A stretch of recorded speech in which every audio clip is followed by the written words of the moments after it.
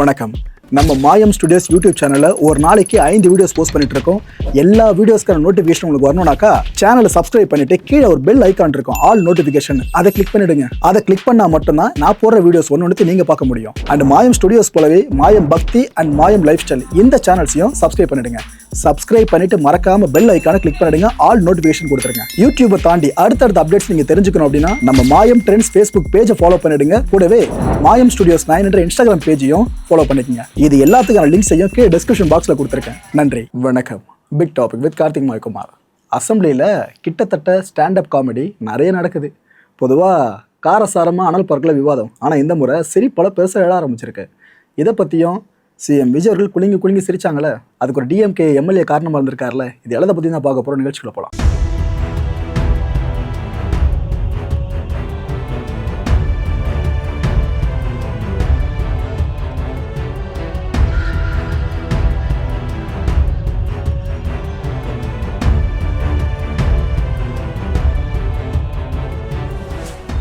அண்ணன் எம்ஆர்கே பன்னீர்செல்வம் திமுகவோட MLA and இதுக்கு முன்னாடி மினிஸ்டராக இருந்தவருங்க.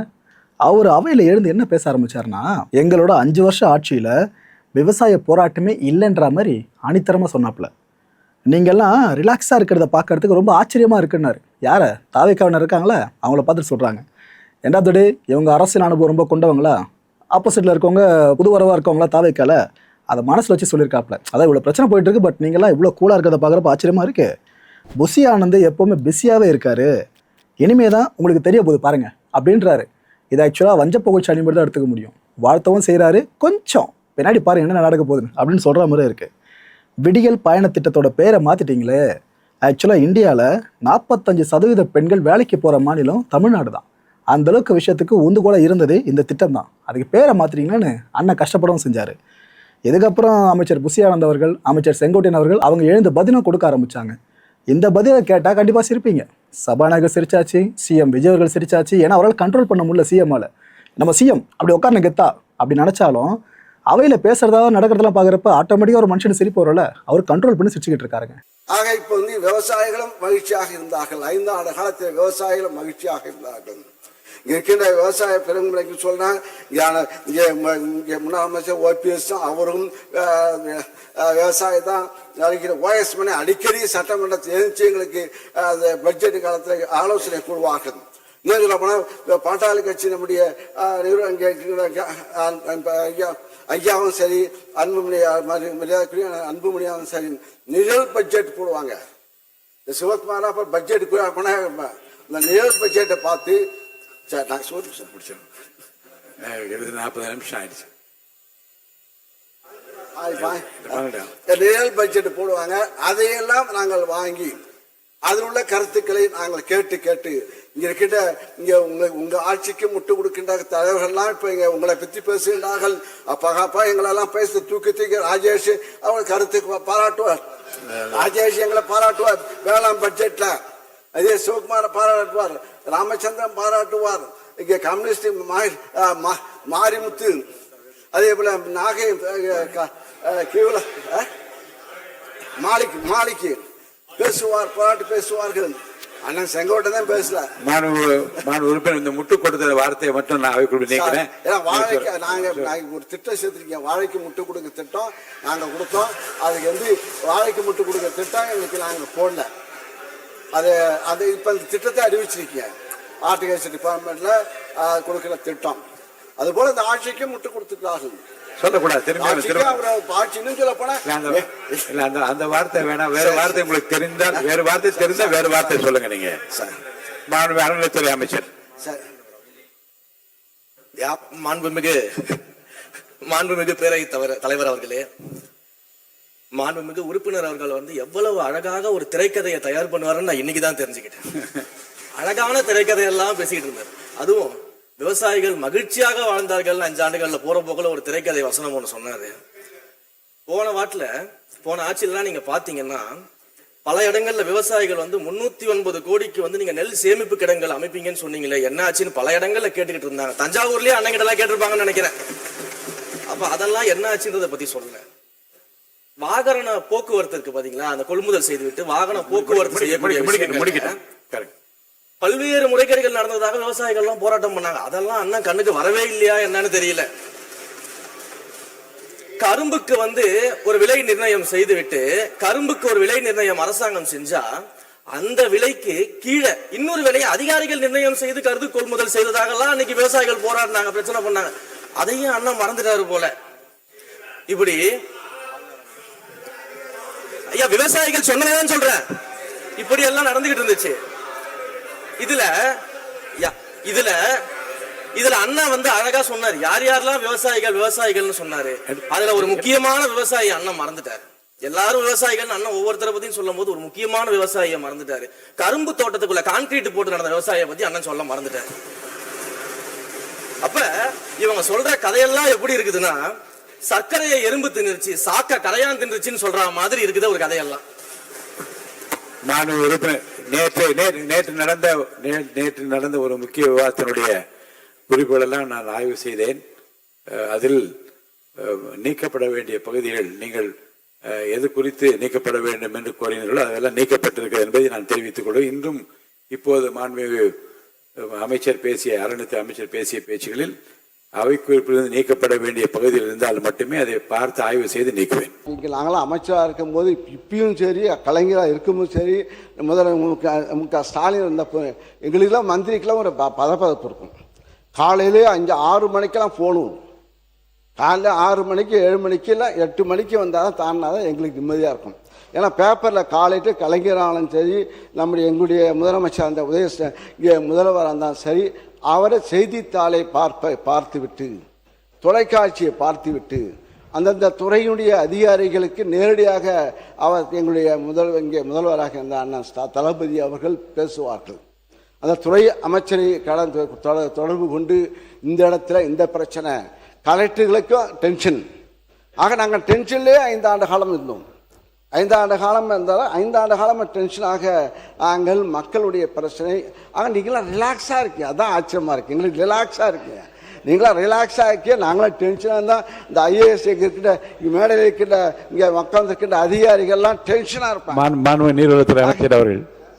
மாண்பு பேரவைத் தலைவர்களே, உறுப்பினர் சொன்னார் இன்னைக்கு காலையில், நேற்று நைட்டும் சரி, இன்னைக்கு காலையிலையும் சரி, முதலமைச்சர் மாண்பு முதலமைச்சர் இன்னைக்கு ஒரு சின்ன வாய்க்கா பிரச்சனை கூட ஃபோனு அடித்து அதை உடனே சரி செஞ்சாச்சான்னு கேட்கக்கூடிய ஒரு முதலமைச்சராக தான் இருக்கிறார். உங்களோட நீங்களாவது 5 வருஷம் டென்ஷன், நாங்கள் தினந்தோறும் டென்ஷனில் இருக்கிறோம். எதுலையோ எந்த ஒரு சின்ன விஷயமா இருந்தாலும் எங்களுக்கு அப்படி ஒரு பயம் இருக்குது. மாண்புமிகு அமைச்சர் பிஸியாக தான் இருக்கார். அவர் பிஸியாக இருக்கார். ஏன்னா எல்லா கட்சியும் தொண்டார் அவர் பார்த்து புதுசாக வந்த இயக்கம். நாங்கள் 96 நாங்களாம் மந்திரியாகும் போது எங்களுக்கு அதே போல் தான் இளைஞர்களும் எங்களை கேட்பார்கள். இனிமேல் தான் உங்களுக்கு தெரிய போகுது, பாருங்கள். மேலே எதிர்பார்க்க போது பேசும்போது பேசுவது எளிது, ஆக நடத்தும் போது தான் தெரியும் கஷ்டங்கள். பாருங்கள், இன்னும் கொஞ்சம் 3 மாதம்தான் ஆயிருக்கு. இப்போ பாருங்கள், விவசாயிகள் போராட்டம் இல்லாமலே 5 ஆண்டு காலம் வாழ்ந்தார்கள். அதை பாராட்டணும். 5 ஆண்டு காலம் தமிழகத்தில் விவசாயிகள் போராட்டம். நானும் முதலாக தஞ்சையில் போய் விவசாய கருத்து கேட்பு கூட்டத்தை நடத்தும் போது எப்படி வெடித்தது, அதை தாங்கி ஒன்னொன்னாக இன்னும் சொல்ல போனால் இங்கே இருக்கின்ற அமைச்சர் பெருமக்கள், நேரு பெரிய விவசாயி, மாடெல்லாம் வளர்க்குறாரு, மாடு கிட்டத்தட்ட 1000 மாடு வளர்க்குறாரு. விவசாயம் 1000 ஏக்கர், வாழை, தென்னை மரம், எல்லாம் நெல். அதே போல் வேலு அவர்கள் டிராக்டர் ஓட்டுவார், புதிய அண்டை வெட்டுவார், வயலில் அண்டை வெட்டுவார். நீங்க செங்கோட்டையனு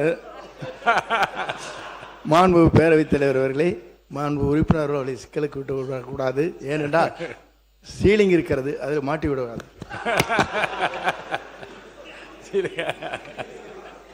ஆயிரக்கணக்கான ஆன்சரிங் அப்ப இருந்தது. இப்போ செங்கோட்டையனுக்கு எவ்வளோக்கு கணக்கு பார்த்தா தெரியும். அமைச்சர் செங்கோட்டை அவர் சென்னை விவசாயி.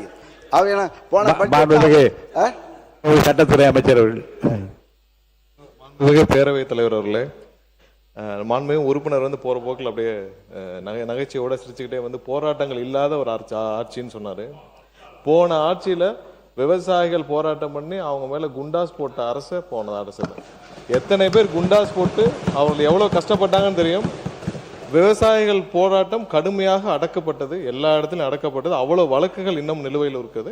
அவ்வளோ பேர் நிலுவையில் உள்ள வழக்குகளை வாபஸ் பெற சொல்லி போன வாரம் தான் விவசாயிகள் சார்பாக பெரிய கோரிக்கையும் வைக்கப்பட்டது. ஸோ அதை இங்கே குறிப்பிட விரும்புகிறேன். நன்றி. ஐயுஎம்ல சேர்ந்த அமைச்சர் ஷாஜகான் இருக்கார்ல, இவர் அவையில் எழுந்து பேச ஆரம்பித்தார். அப்போது செல்ஃபோனை பார்த்தபடியே பேசிகிட்டு இருந்தாருங்க. இது ரொம்ப புதுசாக இருக்குல்ல. அசம்பிளிக்குள்ளே செல்ஃபோனை நம்ம பெருசாக பார்க்க மாட்டோம், ஆனால் அதை வச்சு பேசிகிட்டு இருந்தாப்புல. இதுக்கப்புறமா சபாநாயகர் ஒரு விஷயத்த நினைவூட்டினார், இவரை வச்சு எல்லாருக்கும் நினைவூட்டினார். ஏங்க இது போல் அசம்பிளிக்குள்ளே செல்ஃபோன்லாம் கொண்டு வரக்கூடாதுங்க, அதை வச்சு படிக்கலாம் கூடாதுங்கன்னு எல்லாருக்கும் ஒரு விஷயத்தை அழுத்த நிறுத்தமாக சொன்னாப்புல. உலகில் இருக்கக்கூடிய மிக தொன்மையான மொழிகளாக அறியப்பட்ட கிரேக்கம், லத்தீன், ஹீப்ரு, சீனம், சமஸ்கிருதம், தமிழ் ஆகிய 6 மொழிகளிலே மூத்த மொழி என்று தமிழ் சிறப்பிக்கப்பட்டு கூறப்படுகிறது. உலக மொழிகளுக்கெல்லாம் தாய்மொழியே தமிழ்தான் என்று கூறப்படுகிறது. அந்த மொழி உணர்வை சிண்டி பார்க்கக்கூடிய வகையிலே ஒன்றிய அரசு வேற்றுமையில் ஒற்றுமை காண வேண்டும், பல்வேறு இன மக்கள், மொழி பேசக்கூடிய மக்கள், மதத்தை பின்பற்றக்கூடிய மக்கள் எல்லாம் வாழக்கூடிய இந்த பகுதியிலே, இந்த நாட்டிலே அவர்களை உணர்வுகளை கேள்விக்குறியாக்கக்கூடிய வகையிலே அவர்கள் அனுப்பியிருக்கக்கூடிய சுற்றறிக்கைக்கு முற்றுப்புள்ளி வைக்கும் விதமாக நம்முடைய மாண்புமிகு முதலமைச்சர் அவர்கள் தமிழ்தாய் வாழ்த்தை முதலிலே பாட வேண்டும் என்ற இந்த தீர்மானத்தை ஆதரித்து வழிமொழி அமைகிறேன். நன்றி, வணக்கம், வாழ்த்துக்கள். மாண்புமிகு உறுப்பினருக்கு மட்டுமல்ல மற்ற உறுப்பினர்கள் நான் தெரிவிக்கின்றேன். செல்ஃபோனை உள்ளே கொண்டு வரக்கூடாது என்று ஒரு விதி இருக்கிறது. அதை பார்த்து படிப்பதும் இங்கே அதை உபயோகிப்பதும் விதிகளுக்கு முரணானது. அடுத்து வருகிற போது அதை கடைபிடிக்க வேண்டும் என்று கேட்டுக்கொள்கிறேன். மாண்புமிகு பள்ளிக்கல்வித்துறை அமைச்சர் அவர்கள். சிஎம் விஜய் அவர்கள் ஒரு பிளாஸ்ட் அறிவிப்பை வெளியிட்டிருக்காருன்னு சொல்லலாம். ஏன்னா இதுக்கு முன்னாடி பட்ஜெட் தாக்கலான பிற்பாடு பல பேர் அசியூம் பண்ணது அவ்வளோதான், ரைட்டு தாவேக்கா இதுக்கப்புறம் அவங்க கொடுத்த வாக்குறுதிகள்லாம் ஊற்றி மூட்டு போகிறாங்க. ஏன்னா ஆல்ரெடி சொல்லிட்டாங்க கடன் வாங்காமல் எதுவுமே பண்ண முடியாதுன்னு. அப்போ வாக்குறுதிகள் பாதிக்கு பாதி நிறைவேற்றப்படுறது கஷ்டம் தான் போல இருக்கே. இதுக்கப்புறம் எங்கேருந்து புதுசாக தள்ளுபடி அறிவிப்பெல்லாம் நம்ம எதிர்பார்க்க முடியும், சில ஊக்கத்தொகைகளை எதிர்பார்க்க முடியும் அப்படின்னு சொல்லிட்டு இருந்தாங்க. பட் இப்போ அந்த விஷயத்தை லைட்டாக உடச்சிருக்கு தாவேக்கா. சிஎம் அவர்கள் என்ன சொல்லியிருக்காங்கன்னா, நெல் கொள்முதல் பருவம் இருக்குல்ல, அது வர செப்டம்பர் 1ஆம் தேதியிலேருந்து தொடங்க போகுது. பேரவை விதி 110 கீழே ஊக்கத்தொகையை நான் இப்போ அறிவிக்கிறேன்னு சொல்லியிருக்காரு. அதிலே ஒரு விஷயத்தை சேர்த்து சொன்னாப்புல, இப்போ நிதி நிலைமை சரியில்லை அப்படின்னாலும் நாங்கள் இதை அறிவிக்கிறோன்னு சொல்லிட்டு தான் அறிவிச்சிருக்காப்புல. இதன்படி பார்த்தீங்கன்னா இந்த சன்ன ரக நெல் இருக்குல்ல, இது குவிண்டாலுக்கு 289 ரூபாயும், கரும்பு டன் ஒன்றுத்துக்கு 709 ரூபாய் 50 காசு அளவுக்கும் ஊக்கத்தொகை அளிக்கப்படும்னு அறிவிச்சிருக்காப்புல. விவசாயிகள் நெல் மற்றும் கரும்புகளை பயிரிடவும், அறுவடை செய்திடவும், விற்பனை செய்திடவும் தங்களது உடல், பொருள், ஆவி அனைத்தையும் செலவிட்டு மேற்கொள்கின்றனர். தற்சமயம் தமிழ்நாட்டின் ஃபினான்ஷியல் பொசிஷன் சரியில்லாமல் இருந்தாலும் நெல் மற்றும் கரும்பு பயிரிட்டுள்ள விவசாயிகளின் நலனை பாதுகாக்க வேண்டும் என கருதி தமிழ்நாட்டின் வரலாற்றில் இல்லாத அளவில் மாநில அரசின் நெல் மற்றும் கரும்புக்கான ஊக்கத்தொகையை அதிகரிக்க முடிவு செய்துள்ளோம்.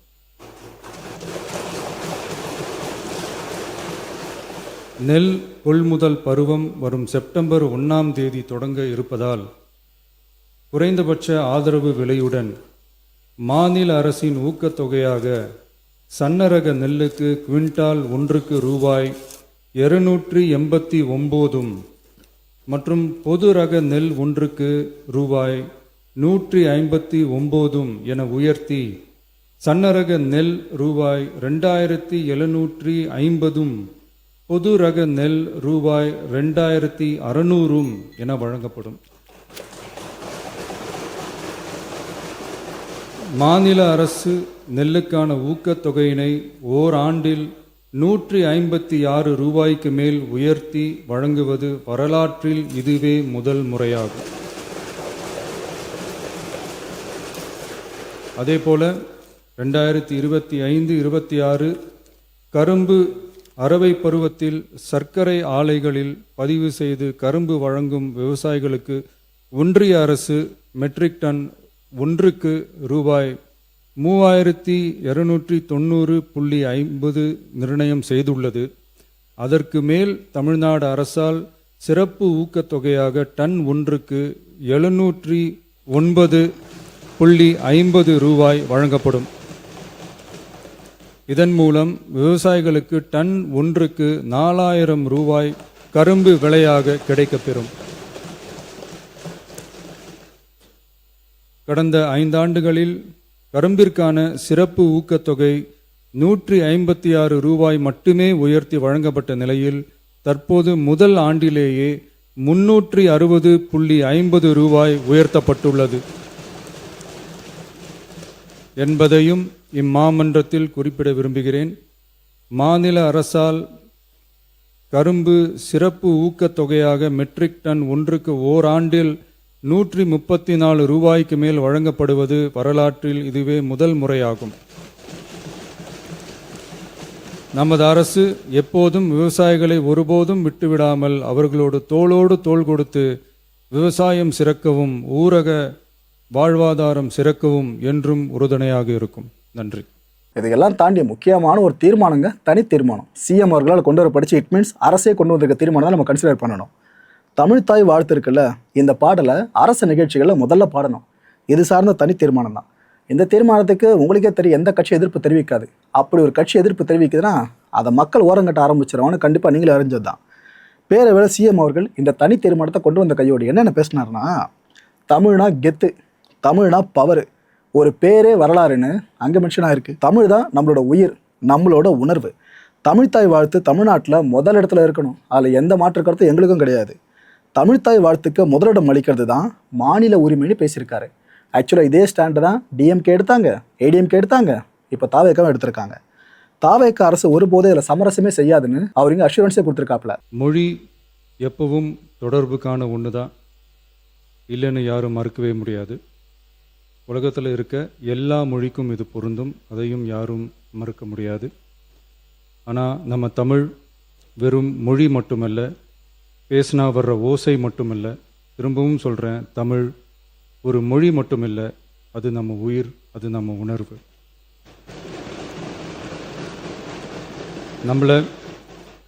நம்மளை பெற்ற தாயை அம்மானு சொல்கிறப்பெல்லாம் பாசமும் சொந்தமும் நம்மளை அறியாமலே உயிரா உறவா உணர்வா தானா உள்ளுக்குள்ளே தோணும்ல.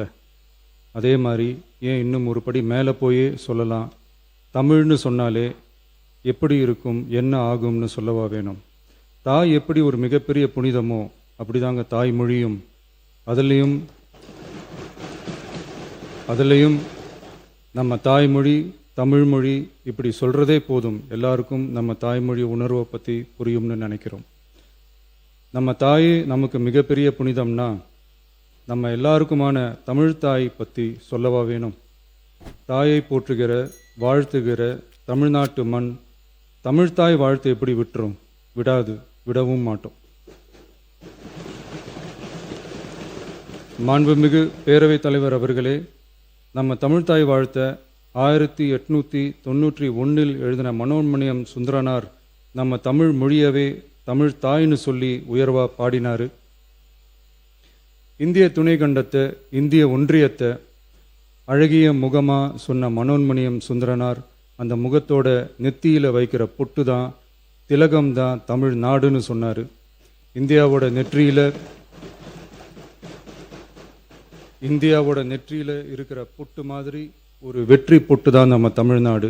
அந்த பொட்டோட நறுமணம் உலகம் பூரா பரவுற மாதிரி தமிழோட புகழும் உலகம் பூரா பரவணும்னு சொன்னார். உண்மைதானே அது? இன்னைக்கு தமிழ் பேசுகிற மக்கள் இல்லாத நாடுகளே ரொம்ப குறைவு தானே. தமிழும் தமிழனும் இல்லாத நாடு எது? திரும்பவும் சொல்லலாம், தமிழ் ஒரு மொழி மட்டுமல்ல, அது ஒரு பண்பாடு, அது ஒரு நாகரிகம், அது ஒரு சிந்தனை, அது ஒரு அன்பு. தமிழ்னா விருந்தோம்பல், சுருக்கமாக சொன்னால் தமிழ்னா கெத்து, தமிழ்னா பவர்.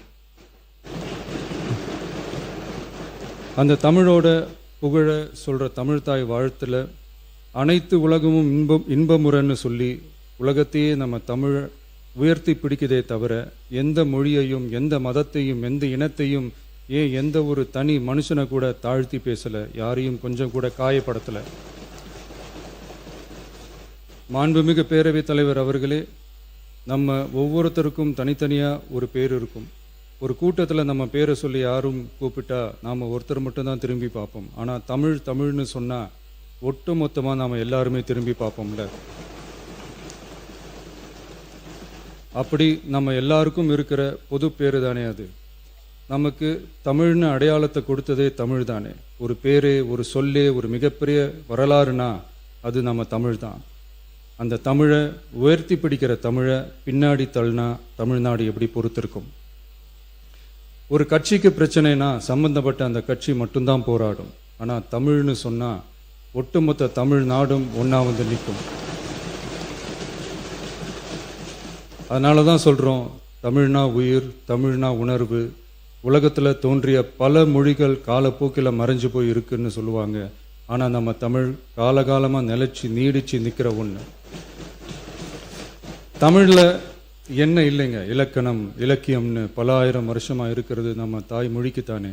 தொல்காப்பியம், சங்க இலக்கியம், ஏன் உலகம் முழுக்க தெரிஞ்ச திருக்குறள் ஒன்று போதாதா தமிழோட பெருமையை சொல்கிறதுக்கு?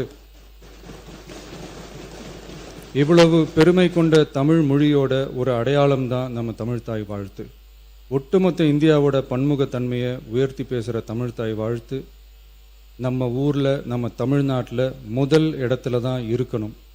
நம்ம இந்திய அரசியல் சாசனமே ஒவ்வொரு மாநிலத்தோட மொழிக்கும் பண்பாட்டுக்கும் பாரம்பரியத்துக்கும் பாதுகாப்பு உரிமையை கொடுத்துருக்கு தானே. அந்த உரிமையின் அடிப்படையில் தமிழ்தாய் வாழ்த்துக்கு முதலிடம் கொடுத்து தானே ஆகணும். அதானே மாநில உரிமை. அப்படிப்பட்ட தமிழ்தாய் வாழ்த்து தான் 1970 நவம்பர் 23 முதல் அரசு விழாக்களில் முதல்ல பாடணும்னு சொல்லி ஒரு அரசாணையை போட்டு அந்த செயல்பாட்டுக்கு வந்துச்சு. அதுக்கப்புறம் 2021 டிசம்பர் 17 முதல் மாநில பாடலா அங்கீகாரம் வழங்கப்பட்டுச்சு. அனைத்து கல்வி நிறுவனங்கள், பல்கலைக்கழகங்கள், அரசு அலுவலகங்கள், பொதுத்துறை நிறுவனங்கள் உள்ளிட்ட பொது அமைப்புகளோட நிகழ்ச்சிகளில் தமிழ்தாய் வாழ்த்து கட்டாயம் பாடப்படணும்னு அரசாணையும் இருக்கு. 2026 ஜனவரி மாதம் 28 ஒன்றிய அரசோட கடிதத்தில் அரசு விழாக்களில் பின்பற்ற வேண்டிய சில நடைமுறைகள் வெளியிடப்பட்டது. அந்த ஆணையில் மாநில பாடல் பற்றி எந்த வழிமுறையும் இல்லாமல் இருந்துச்சு. நம்ம அரசு பொறுப்பேற்றதும் கடந்த மே மாதம் 27 மாண்புமிகு பிரதமர் அவர்களுக்கு மாநில பாடல்களுக்கு உரிய அங்கீகாரம் வேண்டும்னும், ஒன்றிய அரசு வெளியிட்ட ஆணைக்கு திருத்தம் வெளியிடணும்னும், மாநில விழாக்களில் தமிழ்தாய் வாழ்த்த முதல்ல பாடுறதுக்கான உரிய வழிமுறைகளை வகுக்க வேண்டும்னு சொல்லி கடிதம் எழுதியிருந்தோம். அதை தொடர்ந்து போன ஜூலை மாதம் 9 கடிதத்தில் மாநில பாடல் பாடப்படுவது பற்றி இருந்துச்சு. ஆனால் நம்ம தமிழ்நாட்டில் 1970களில் இருந்து தமிழ்தாய் வாழ்த்து எல்லா அரசு நிகழ்ச்சிகள்லையும் கல்வி நிறுவனங்கள்லையும் தமிழ்தாய் வாழ்த்து முதல்ல பாடுறது ஒரு மரபாவே இருக்கு. அதுக்கான அரசாணையும் இருக்கு. மாண்புமிகு பேரவைத் தலைவர் அவர்களே, தமிழ் நமது உயிர் மூச்சு, தமிழ் மொழி நமது அடையாளம், தமிழ் பண்பாடு நமது பெருமை. அதனால தமிழ்தாய் வாழ்த்தின் மரியாதையை பாதுகாப்பதில் தமிழக வெற்றிக் கழக அரசு ஒருபோதும் சமரசம் செய்யவே செய்யாது. தமிழ்தாய் வாழ்த்தை முதலில் பாடுவது அரசியல் அமைப்பிற்கும் இந்திய ஒற்றுமைக்கும் எதிரானதில்லை. மாறா வேற்றுமையில் ஒற்றுமைன்ற இந்தியாவோட உயர்ந்த கொள்கையை வெளிப்படுத்துறது. மேலும் தமிழ்தாய் வாழ்த்தை முதல்ல பாடணும்னு சொல்றது அரசியல் சம்பந்தமான விவாதமாக மாறணுங்கிற அவசியமே இல்லை. இது தமிழர்களின் பொது அடையாளம். நம்மை வேறுபடுத்துவதல்ல, ஒன்றிணைப்பது. மாண்புமிகு பேரவைத் தலைவர் அவர்களே, தமிழ்தாய் வாழ்த்தின் கண்ணியத்தையும் தமிழின் தொன்மையையும் தமிழர் பண்பாட்டின் பெருமையையும் பாதுகாக்கும் இந்த உயரிய பணியில் இந்த சட்டமன்ற பேரவையில் உள்ள அனைத்து உறுப்பினர்களும் கட்சி வேறுபாடுகளை மறந்து ஒன்றிணைந்து அனைத்து கல்வி நிறுவனங்கள், பல்கலைக்கழகங்கள், அரசு அலுவலகங்கள், பொதுத்துறை நிறுவனங்கள் உள்ளிட்ட பொது அமைப்புகளின் நிகழ்ச்சிகளிலும் தமிழ்தாய் வாழ்த்து கட்டாயமாக முதலில் பாடப்பட வேண்டும் என்று கொண்டுவரப்படும் இந்த தீர்மானத்திற்கு அனைவரும் ஆதரவு வழங்க வேண்டும் என கேட்டுக்கொள்கிறேன். தமிழ்தாய் வாழ்த்து தொடர்பான அரசினர் தீர்மானம். தமிழ் உலகின் தொன்மை வாய்ந்த செம்மொழியாகவும் தமிழர் நாகரிகம் உலகின் மிக பழமையான பண்பாட்டு மரபுகளில் ஒன்றாகவும் திகழ்வதை பேரவை பெருமையுடன் பதிவு செய்கிறது.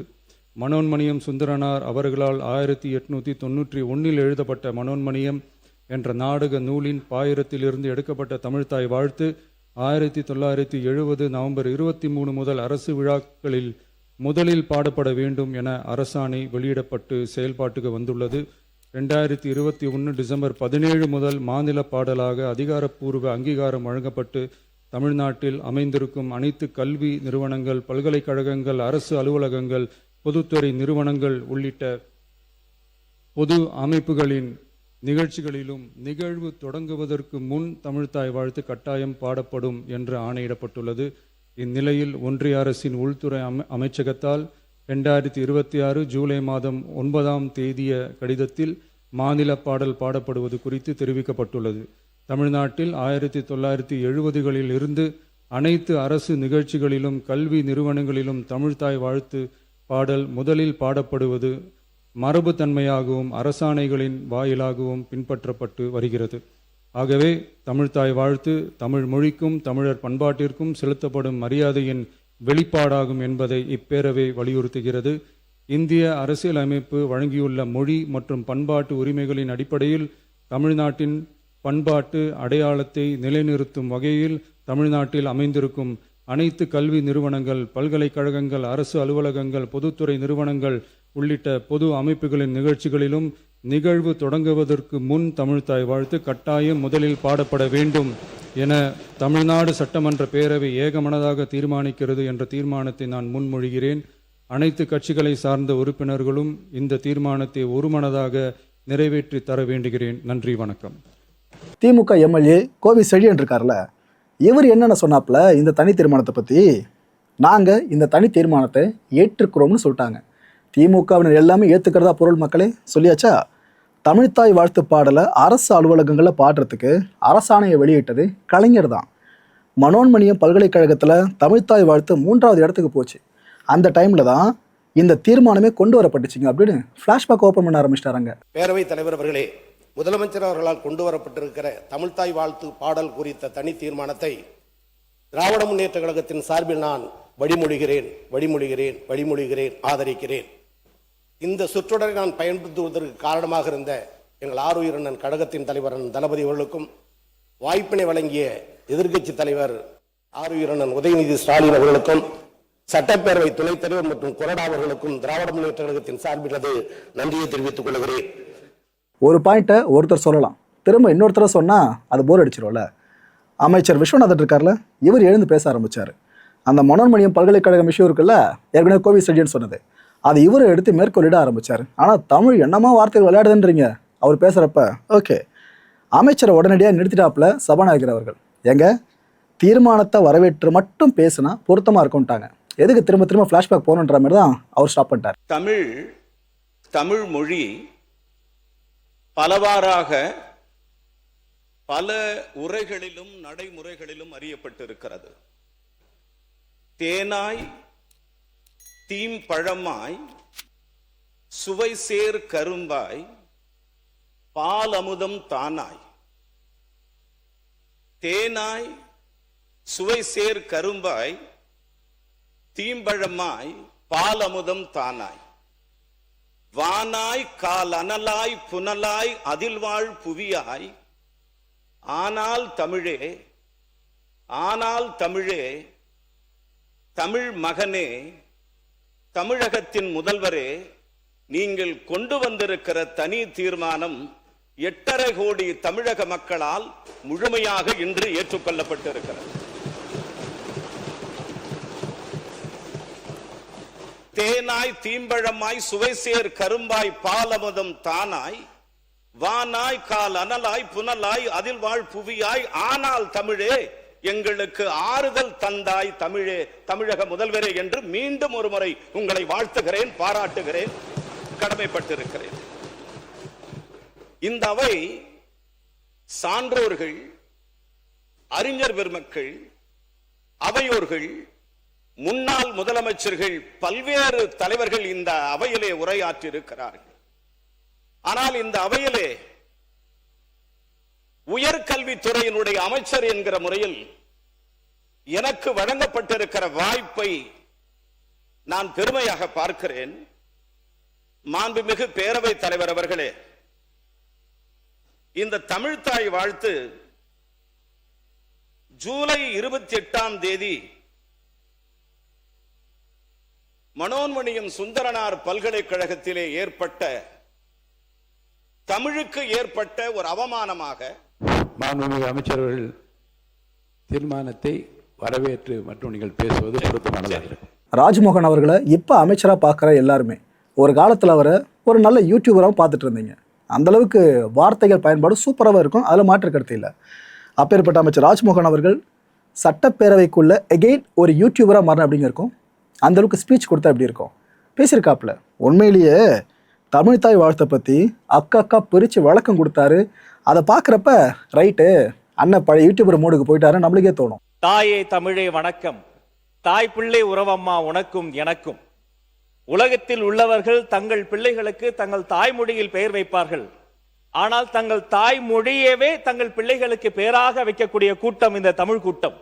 தமிழழகன், தமிழரசன், தமிழ் அழகி என்று மொழியின் பெயரையே தங்கள் பிள்ளைகளுக்கு வைத்து அழகு பார்க்கக்கூடிய கூட்டம் இந்த தமிழ் கூட்டம். இந்த கூட்டம் தங்கள் தமிழ் தாயை வாழ்த்தும் பாடல்தான் இந்த தமிழ்தாய் வாழ்த்து. ஆனால் இது தமிழ்தாய்க்கான வாழ்த்து மட்டும் அல்ல. இந்த பூமி தாய், நிலம், நிலத்தை சுற்றி கடல், இந்த கடலை, அந்த நீல நிற கடல் நீரை புடவையா சுத்தி இருக்கிறாளாம் பூமி தாய். நீராறும் கடல் உடுத்த நிலமடந்தை. அந்த பூமி தாய்க்கு ஒரு அழகான முகம், சீராரும் வதனம்னா முகங்க. அந்த சீராரும் வதனம் எதுன்னு பார்த்தா திகழ்பரத கண்டம் இந்த பாரத தாய். இந்த பூமி தாய், அவளின் அழகான முகம் இந்த பாரத தாய். அவளுக்கு சிறு பிறை போன்ற ஒரு நெற்றி, அது இந்த தென்னிந்தியா. அந்த நெற்றிக்கு அழகு அதில் வைக்கிற ஒரு பொட்டு, அது இந்த தமிழ்நாடு என்னும் தாய். அந்த பொட்டு நெற்றிக்கு மட்டுமா வாசம் தருகிறது, 8 திக்கும் அப்படி புகழை மனமாக வீசுகிறது. அப்படி 8 திக்கும் புகழ் பறக்கக்கூடியதுதான் இந்த தமிழ்தாய். இத்தனை ஆயிரம் ஆண்டுகள் வளர்கிற பொழுது ஒரு தாய்க்கு வயதாகும் தானே. ஆனால் இத்தனை ஆயிரம் ஆண்டுகள் வளர்ந்த பின்னும் நீ எப்படிமா இன்னும் இளமையாவே இருக்கிற, உன் இளமைய வாழ்த்துறன்னு தமிழ் தாயை வாழ்த்தி, தமிழ் நாட்டை வாழ்த்தி, தென்னிந்தியாவை சொல்லி, பாரத தாயை வாழ்த்தி, இந்த பூமி தாயையே வாழ்த்தக்கூடிய பாடல் இது தமிழ்தாய் வாழ்த்து மட்டுமல்ல, உலகத்தாய் வாழ்த்து இந்த தமிழ்தாய் வாழ்த்து என்பதை இந்த அவையில் சொல்வதில் பெருமிதம் கொள்கிறேன். அப்படிப்பட்ட இந்த தமிழ்தாய் வாழ்த்திற்கு தமிழ்தாயின் தலைமகனாம், தமிழக வெற்றி கழகத்தின் வெற்றி தலைவராம், எங்கள் நெஞ்சமெல்லாம் நிறைந்திருக்கிற மாண்புமிகு தமிழக முதல்வர் கொண்டு வந்திருக்கிற இந்த தனி தீர்மானத்திற்காக அவரை இருகரம் கூப்பி வணங்கி வாழ்த்துகிறேன். இனி பொது நிகழ்ச்சிகளில், கல்வி நிலையங்களில் எங்கெல்லாம் தமிழர்கள் வாழ்கிறார்களோ அங்கெல்லாம் தமிழ்தாய் வாழ்த்து மட்டுமே முதலில் ஒலிக்கும். அதற்காக தீர்மானம் நிறைவேற்றியவர் என்ற சரித்திரத்தில் முதல்வரின் பெயரே நிலைக்கும். அவரை வாழ்த்துகிறேன். இந்த தீர்மானத்தை உங்கள் மூலமாக வரவேற்கிறேன். இபிஎஸ் அவர்கள் இவர் என்ன சொன்னார், தனி தீர்மானத்தை அதிமுகவும் ஏற்கிறதுன்னு சொல்லிட்டாப்புல. தமிழோட பெருமையை உலக அரங்கிற்கு கொண்டுட்டு போனது அம்மா தான் அப்படின்னு மென்ஷன் பண்ணார். ஒரு பக்கம் திமுக எம்எல்ஏஸ் எழுந்து பேச ஆரம்பித்தா கலைஞரை கோட் பண்ணிடுறாங்க, இன்னொரு பக்கம் அதிமுக செயலர்னு பேச ஆரம்பித்தா அம்மாவை கோட் பண்ணிடுறாங்க, ஜெயலலிதா அவர்களை. தமிழ்தாய் வாழ்த்து பாடப்படுறது யாருக்கும் எதிரான நடவடிக்கை இல்லைன்னு அவர் திட்டவட்டமாக சொன்னார். உண்மை அதுதான். மாநில ரீதியாக முதல்ல நம்ம தமிழை, மத்திய ரீதியாக எல்லாருமே சேர்ந்து இந்தியரும் சொல்லிக்கிட்டு இருக்கோம். அந்த வகையில் இங்கே தமிழ்தாய் வாழ்த்துக்கு முக்கியத்துவம் கொடுக்கறதுனால மற்ற மாநிலங்களையோ மற்ற மொழிகளையும் எதிர்க்கிறதா அர்த்தம் கிடையாதுங்க. இந்திய தேசத்தை எதிர்க்கிறதா அர்த்தம் இல்லைன்றது ஒன்றில் தான் அண்ணன் இப்படி பேசியிருக்காரு.